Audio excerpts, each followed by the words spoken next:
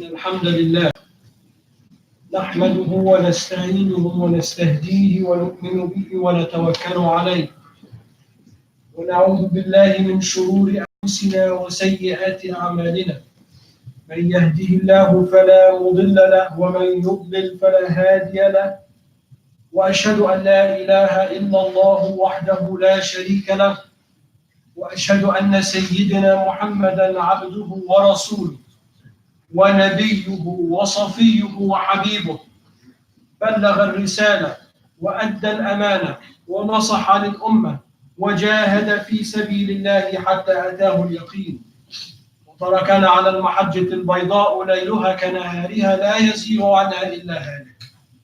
اللهم صل وسلم على سيدنا محمد في الأولين وصل وسلم على سيدنا محمد في الآخرين وصل وسلم على سيدنا محمد في الملأ الأعلى إلى يوم الدين وصل وسلم على سيدنا محمد في كل وقت وحين وعلى آله الأطهار وعلى أصحابه الأخيار وعلى أتباعه الأبرار إلى يوم الدين. يا أيها الذين آمنوا اتقوا الله حق تقاته ولا تموتن إلا وأنتم مسلمون.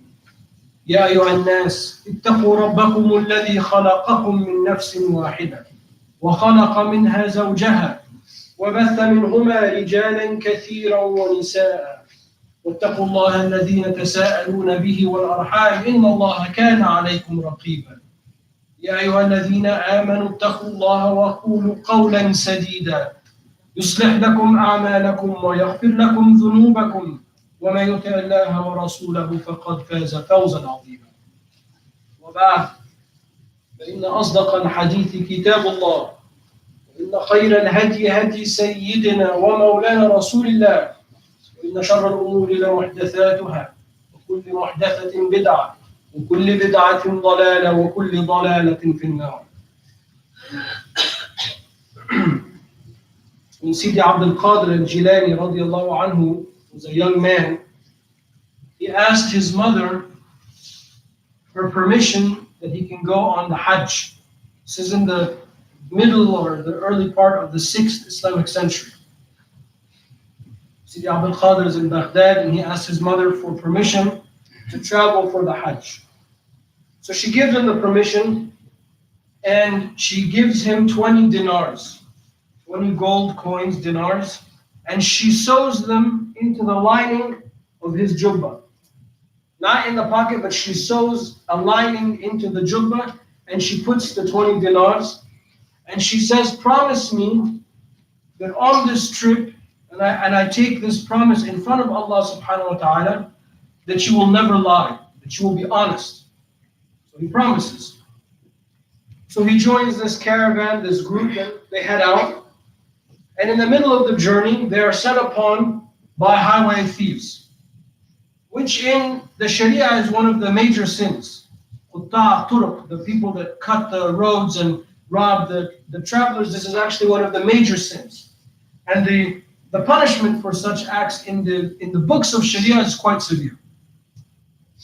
So a group of thieves set upon this caravan and they start confiscating all of the things of value. And they go from horse to horse, from mule to mule, box to box. They take everything that they can find. And then one of the thieves, he finds Sidi Abdul Qadir, and he says, do you have any money? And he says, actually I do. I have 20 gold dinars. My mom sewed here inside my jubbah. So the thief, he thought that Abdul Qadir was being jestful with him. So he goes back to the head of the thieves and he says, look at this kid, look what he's saying. So the head of the thieves, he comes back and he goes to see Abdul Qadir and he says, do you have any money? He says, yes, I just told your friend I have 20 gold dinars inside my jubbah. My mom sewed them for me. He says, why would you tell me something like this if they're hidden? And he said, I took an oath in front of Allah subhanahu wa ta'ala and I promised my mother that on this journey I will not lie and I will be honest. So the head of the thieves, the head of this group, he was shocked. He was shaken by this statement. And he says, here's this young man who is fearful in front of Allah subhanahu wa ta'ala over these 20 dinars, and here I am with my men, and we are not fearful in front of Allah for the crimes that we are committing. So they returned all of their things, and he made his tawbah, and then he went on his way. Allah subhanahu wa ta'ala, he says in the Quran, addressing specifically the people that go to Hajj, but as a general concept, he says, وَتَزَوَّدُوا فَإِنَّ خَيْرَ الزَّادِ التَّقْوَى. When you go to Hajj, you have to take your zad, you have to take your provisions, you have to pack, you have to take your ihram, you have to take the things that you're going to need on the journey and when you're in Hajj. And then Allah says, but do not forget to pack your taqwa. Do not forget to pack your taqwa. It's a very famous story of Sidi Abdul Qadir. And the reason I wanted to share the stories for two reasons. There's the obvious reason. The obvious reason is the reason we consider Abdul Qadir al-Jilani this great saint of Islam.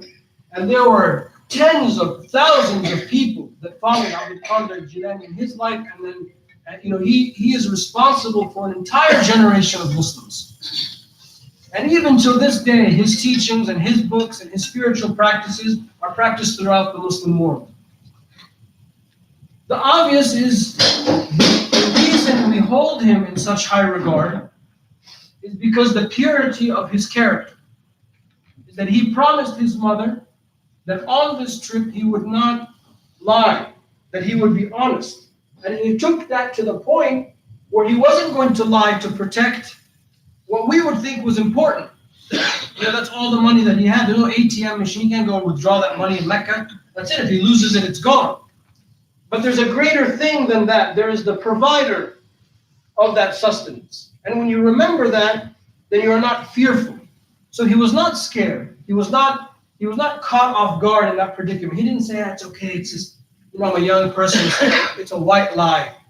Or it's a small lie. Or here's this guy who's committing this grave sin, and I'm innocent, so I have a right to protect He didn't rationalize it like that to himself, but rather he said, I promised my mother and I made an oath in front of Allah subhanahu wa ta'ala that I will not lie, that I will not be dishonest. And because of the power of his character, he had this impact. Not only did he save the entire caravan, but he was a reason for this man's tawbah. And that's the second part of the story, which is important, which actually I think is more important for us today, is the impact that incident had on the thief. Not the fact that Abdul Qadir, you would expect that of Abdul Qadir al-Jilani. You would expect that of a person of that stature, of Rabbi al-Adawiyya, of the Sahaba. You would expect them to be people of unwavering character, of unwavering honesty. But what I find more interesting in the story is the thief. And to highlight that, let me tell you another story of Ibrahim ibn al-Adham, radiallahu anhu, who was from the Salaf. Now we're talking about the second Islamic century. Ibrahim al-Adham himself, he was the son of stately people. He was what we would call today royalty. And he left that life to find Allah subhanahu wa ta'ala. A very similar story to the story of the Buddha, for people that know the story that the Buddha was a prince and then he left his palace and he saw sickness and death and he decided to leave off his life and sort of wander around. Same type of story, which is a common motif in the ancient world. Anyway, Ibrahim al-Adham, he was walking with his students one day in Ramadan, during the day of Ramadan, and they came upon a group of people that were having a good time. They were eating, they were drinking, they were singing, they had their instruments, they're Muslims, they're having a good time. So the students, they go to Ibrahim and Adham, look, Ya Mawlana, look, astaghfirullah al-azim. Look at these bad people. They're eating in Ramadan, they're drinking, meaning they're drinking alcohol in Ramadan, and astaghfirullah al-azim, the musical instruments, a'udhu billah, music and all of these things. What should we do? What should we do with these people? Right? This is the second Islamic century. Things are still raw. Right? This is the time in which these people will have remembered meeting the Tabi'een. The last Sahaba died in the year 101 of the Hijrah. He was a child when he saw the Prophet ﷺ. So things are very close. So Ibrahim al-Adham, he looked at them and he said, Allah, as you have caused them to have joy in this dunya, cause them to have joy in the hereafter. And he went on his way. And he left them. Now, as he was walking by, the people that were having a good time, they asked one of these students, who is this? They saw this guy, he's a person of stature, and he has something about it. Who is this guy? They said, this is Ibrahim ibn Adham. He said, Astaghfirullah. Here we are in the days of Ramadan, and we're eating, and we're drinking, and we're singing, and we're playing in the presence of the like of Ibrahim ibn Adham. What did he say when he saw us like this? So the student said, he prayed for you. He said, Allah, Allah, as if you've caused them to have happiness in this life, give them happiness in the hereafter. And again, they were shaken to their core. They left what they were doing, and they made their tawbah to Allah subhanahu wa ta'ala. Now, again, it's the reaction that I'm interested in, more in this khutbah than the statement of, you would expect that of Ibrahim ibn Adham. You would expect that of the Shaykh, to be merciful. Because who taught us this mercy? Rasulullah sallallahu alayhi wa sallam. Allah Ta'ala, he says, the Prophet sallallahu he says of himself, إِنَّمَا بُعِثْتُ لِأُتَمِّمَ مَكَارِمَ الْأَخْلَاقِ. I was only sent to refine human character. Allah subhanahu wa ta'ala tells us in the Quran, إِنَّكَ لَعَلَى خُلُقٍ عَظِيمٍ. You are upon, you are on top of this vast edifice of human character. Allah Ta'ala tells us, لَا تَرْفَعُوا أَصْوَاتُكُمْ فَوْقَ صَوْتِ النَّبِيِّ. Do not raise your voices over the voice of the Prophet. So, which means, don't yell when he's present. But now, when somebody tells you, teaches you the Sunnah, don't say, I have a better strategy. No, the strategy that's going to trump your strategy is the strategy of the Prophet sallallahu alaihi wasallam. أَن تَحْبَطَ أَعْمَالُكُمْ وَأَنْتُمْ لَا تَشْعُرُونَ. Allah says, because maybe you will cause your actions to vanish, and you're not even aware. Do not raise your voice over the voice of the Prophet sallallahu alaihi wasallam. Submit to what the Prophet sallallahu alaihi wasallam has brought you, because if you do not, then your actions might just wither away, and you won't even notice. So we would expect that the inheritors of the Prophet, alayhi salatu wasalam, the ulama, the awliya, we expect from them these type of situations.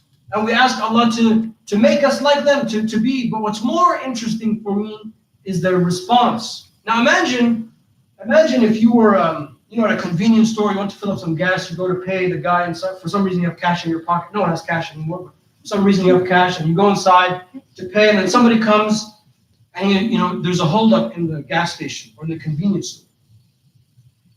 The gun, serious. Imagine if the guy turns to you and says, give me your wallet. What are you going to say? Or do you have any money?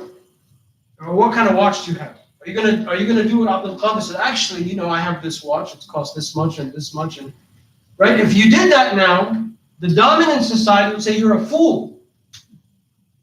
But the dominant society back then, when he saw that situation of Sidi Abdul Qadir, it reminded him of it was like his compass. He came back to his senses, because that was the basic understanding of society. But that's not the basic understanding of society now. If I told this story to somebody outside of the mosque, you guys are fools. These Muslim people are weird. Why would you do that? I'm not going to give the guy my wallet. I'm not going to let the guy know that I have money in the bag or money in the car. Or in the case of Ibrahim ibn Adham, it's my business. I'm free. I can do what I want. I don't have to fast in the month of Ramadan. Right? I'm free. I can do what I want. Who are you to tell me that I need to fast? That's the dominant culture. What's interesting about those stories is that character, that mawqif, that stance that those two people took had that kind of impact. That it brought those people back to Allah subhanahu wa ta'ala.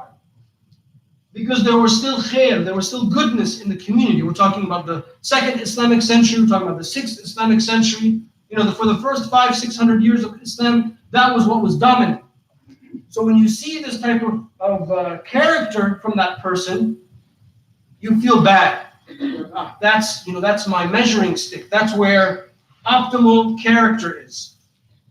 And I have to reach that. Now, we don't have that. I've spent a lot of time the last year reading all of these books about power and strategy, right? The art of war. And strategy that are popular now because people want to get ahead in business and in their startups and this and that. Now, I'm a little bit, I kind of close to that space sometimes. Yeah, if you want to get ahead in this dunya, read those books of power and strategy, and you'll get ahead in this world. But we have another consideration, which is after this world ends, we're going to have another world that we're going to have to answer for the things that we've done. And that's why Allah subhanahu wa ta'ala says, لَقَدْ كَانَ لَكُمْ فِي رَسُولِ اللَّهِ أُسْوَةٌ حَسَنَةٌ لِمَنْ كَانَ يَرْجُو اللَّهَ وَالْيَوْمَ الْآخِرَ وَذَكَرَ اللَّهَ كَثِيرًا. Indeed, in the Messenger of Allah sallallahu alayhi wa sallam is a perfect example for those who want God and the hereafter, for those that are aware that there's this world and the world to come. See, Abdul Qadir al-Jilani was reminding the people, he said, I'm not gonna lose my akhirah over 20 dinars. So what? Take it. I'll find it. Allah will provide. Like Allah has provided me with these 20s, He'll provide me with 40. And because of that attitude, it is people like Abdul Qadir al-Jilani that inspired the generation after them, like who? Like Salah ad-Din al-Ayyubi.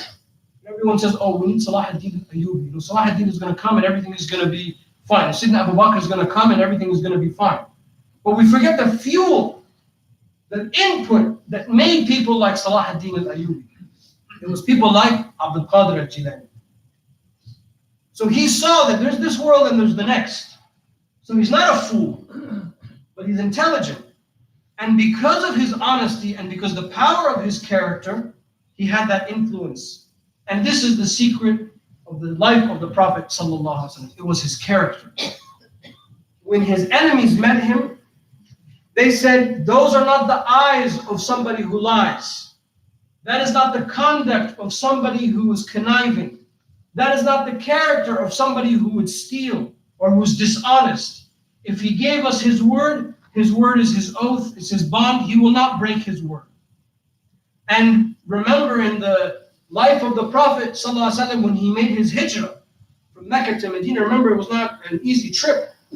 Because right before the hijrah, there was a plan to assassinate the Prophet ﷺ. And in this story that's miraculous, he escaped from Mecca. But what do we read? What's the footnote to that story? What happened? Who did he leave behind? He left Imam Ali, radiallahu anhu, alayhi salam. Why? Because the amanat, because of the things that the Quraysh gave and entrusted the Prophet sallallahu alayhi wa sallam. Can you imagine that? They would trust their most valuable things with the Prophet sallallahu alayhi wa sallam, but yet they would not want to believe in him and they would want to kill him. I mean, it's insanity when you think about it. But he was so trusted. His character was so refined. He was so honest. He was such a beautiful person, sallallahu alaihi wasallam, that nobody in the history of the world has said otherwise. No one has called the Prophet sallallahu alaihi wasallam a liar, a manipulator, a stealer. No one has ever said those adjectives of the Prophet sallallahu alaihi wasallam. But yet he is known as as-sadiqul ameen, the one who is honest and trustworthy. That is what we need to be, regardless of what the outside predominant culture is. We, our children, our children's children, we must be people of character. Because it is this character that ultimately will save us in this world and in the hereafter. I remember when I was in high school, I had a Muslim friend, and he didn't drink or he didn't do any of these things. And because of that, all of the non-Muslim families in his school, whenever he went out, they would let their kids go with him. Because they knew when he would go out that there would be no drinking and driving, there would be no drugs, there would be no funny business, that he was safe because of the quality of his character. It's not foolish. It's not just about getting ahead in this world. We want to live a good life in this world and we want to live a good life in the hereafter. And that's why we have those stories. So think about that. Think about that type of reaction. And coming back to our senses, we need to increase the standard of our community. When people interact with us, whether they're Muslim or non-Muslim, when they come to this center, they need to go away thinking, this is the most amazing experience I've ever had. I don't want to ever hear anyone come to ICCP and say, I was told not to do this, or I was yelled at. Not that this happens, but we don't want to ever hear anyone say, I was yelled at the mosque. Somebody, yanked me out of the front line and threw me in the back. We don't want women to say they put us in some tin hut that's 6 miles away from the main mosque. We don't want to hear those stories because this is a place that honors the character of the Prophet sallallahu alaihi wasallam. And therefore, if we, all of us collectively, are inheritors of this character of the Prophet ﷺ, then that means our conduct in this mosque, our conduct out of the mosque must be like that. The police officers that are here every Friday and every day in Ramadan, they need to go back and say, you know what, these people, anytime these people ask me to do something, I'll do it. They're good people and we get free food. Anybody that interacts with us, that's what they need to feel. Don't think that it's foolish. But this is the way of the Prophet ﷺ. To be honest, no matter what. To be trustworthy, no matter what. To say something and to do it. لِمَا تَقُولُونَ مَا لَا تَفْعَلُونَ. Allah says, why do you say that which you do not do? كَبُرَتْ مَقْتًا عِنْدَ اللَّهِ أَن تَقُولُوا مَا لَا تَفْعَلُونَ. It's a great sin with Allah that you say that which you do not do. Allah criticizes the person that says something and then doesn't do it. Yeah, I'll do that. Yeah, inshallah. The Muslim, inshallah. We don't want to be like that. But we want to be like Abdul Qadir al-Jilani. So I'm not going to sell out my akhirah over $20. I'm not going to sell out my akhirah and lie over some money. But rather we are going to be honest. And this character, because we live in an age in which no one really cares about character, these little things mean so much. Have you ever seen the expression on somebody's face if you're like in a public place or a government building and then there's an elderly person and you keep the door open? I've seen them, they're like shocked. They're like shocked that somebody would do that for them. But that's got to be instinct. I don't care who that person is. Why wouldn't you keep the door open for an elderly person? Or for a pregnant woman, or a woman who's dragging all these kids and strollers and things behind her? Why wouldn't you get up, offer your seat for them? When we were growing up, that was considered rude. If you're in a bus or on a train or you're sitting somewhere at a terminal and there's a woman coming, doesn't matter how old or how young they're, you get up and you offer that. If you're a guy, you get up and you offer them the seat. It's got to be like that. Instinct. That character, that mawqif, that incident, that stance that you take will speak volumes to people, can transform people's hearts. Doesn't matter what we say. But it's how we are on the inside. And that was the message of the Prophet ﷺ. And that's why I shared these two stories, because they show us in this entertaining way the power of this character. أقول قولي هذا أستغفر الله لي ولكم.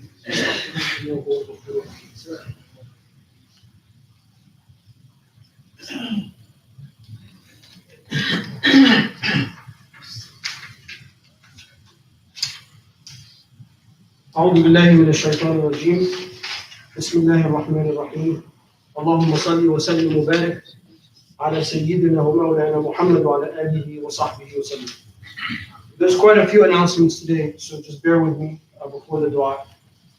First is that we have new recycling bins, and we are going to become insistent that the trash goes in the trash bins, which are black, and the recycling goes in the recycling bin, which are blue. Please don't see that one is full and just chuck it in the other. It creates a big problem for us, and then you can imagine the type of trash that we have every week. So please do your best we're trying our best to provide more bins, but that's very, very important for us.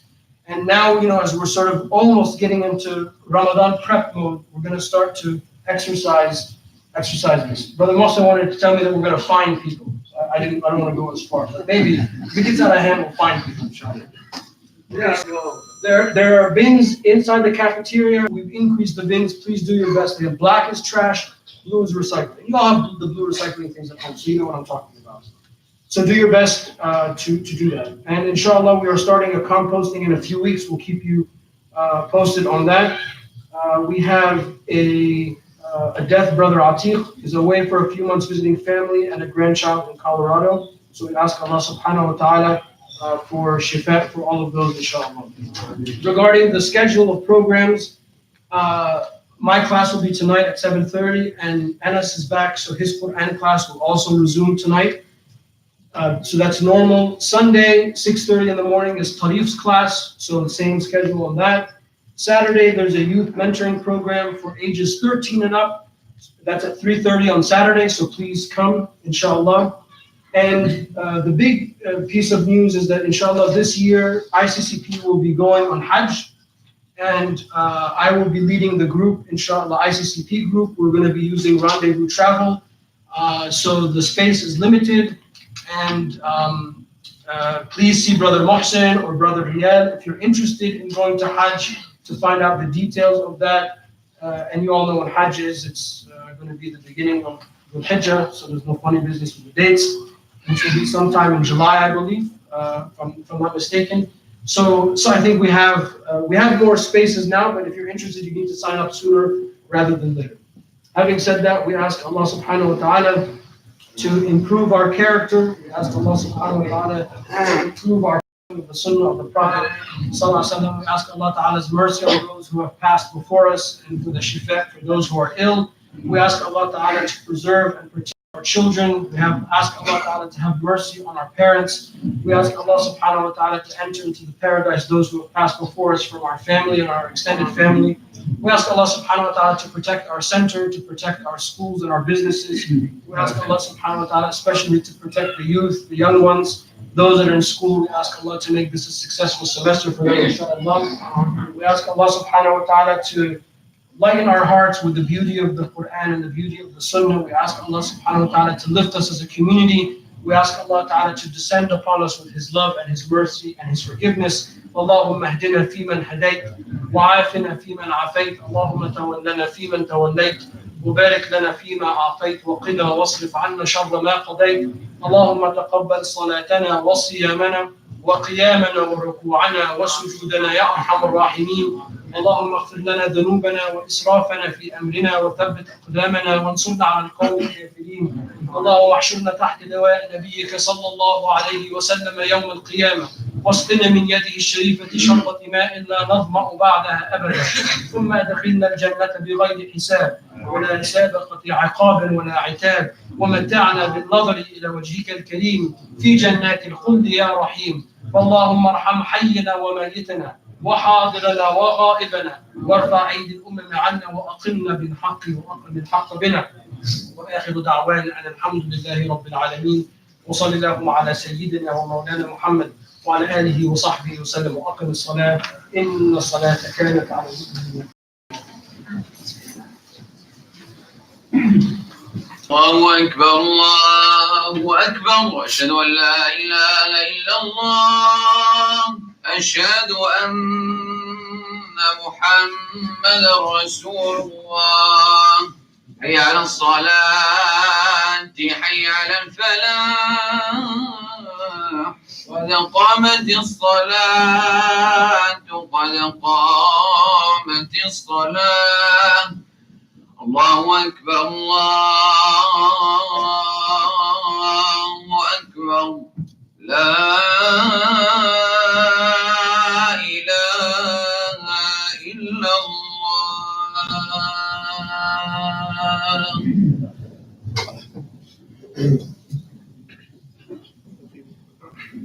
Straighten the lines, inshallah.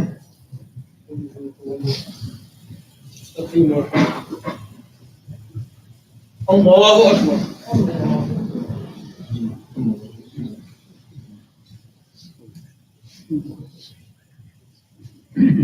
بسم الله الرحمن الرحيم الحمد لله رب العالمين الرحمن الرحيم مالك يوم الدين إياك نعبد وإياك نستعين اهدنا الصراط المستقيم صراط الذين أنعمت عليهم غير المغضوب عليهم ولا الضالين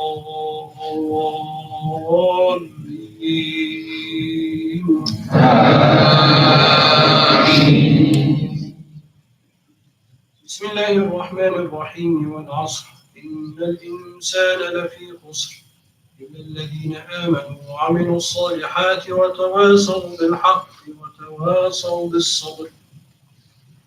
الله أكبر.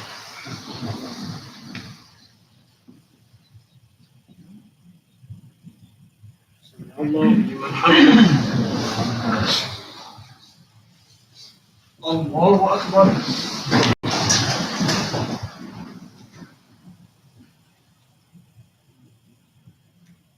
الله أكبر. الله أكبر.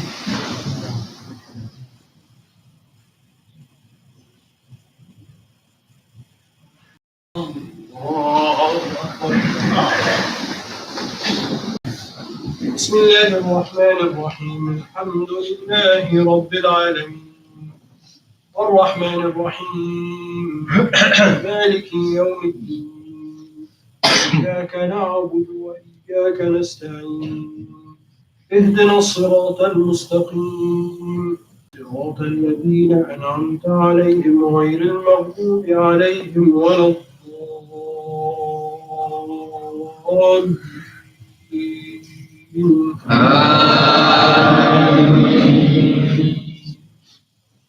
بسم الله الرحمن الرحيم قل هو الله أحد الله الصمد لم يلد ولم يولد ولم يكن له كفوا أحد. الله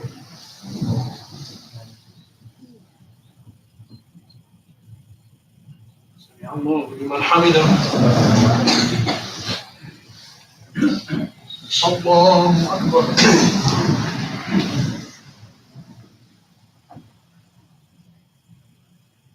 الله أكبر.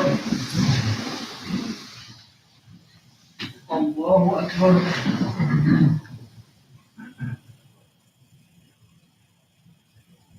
الله أكبر.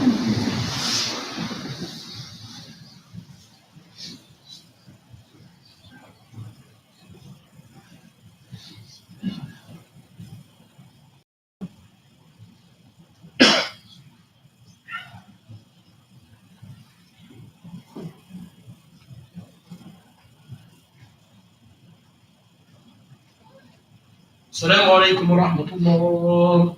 السلام عليكم ورحمة الله.